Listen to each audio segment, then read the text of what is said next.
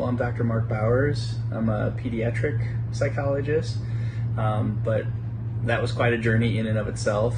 My bachelor's degree is in psychology. I don't want to bore anyone here with all of this, but my master's degree is a general clinical psych degree, and then I have another master's degree in pediatric psych, and then a Ph.D. in ped psych too. So I've gone through the adult world and then sort of subtracted into the adolescent world and then down into the kid world. But now I find myself in all worlds. I took a class in college my freshman year, and it blew my mind. It was insane, because I was a guy who wasn't that into school. So being able to find a class where I wanted to go back to my dorm room and nerd out on it, and this was before internet and stuff, so I had to just use the textbook. But I'm sort of dating myself.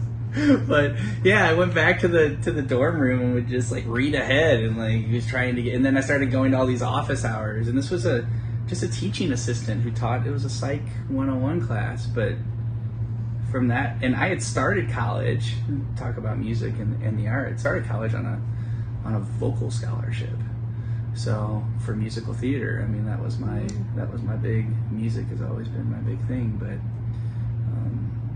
went and did some of the musical stuff early on there, and it just wasn't, it just wasn't clicking for me anymore. And so that psych class kind of intersected with me kind of, sadly, to some degree, having to sort of forfeit what was my original dream and make that my sort of backup plan.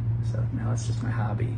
That's what I love about psychology too, right? It's an art and it's a science. Yeah. And so it's a social science too, which makes and that's where the assessment piece comes in, because to me it's like painting a picture. It's or writing a song. It's like a composition of trying to figure out all of the bits and pieces of who a person is too.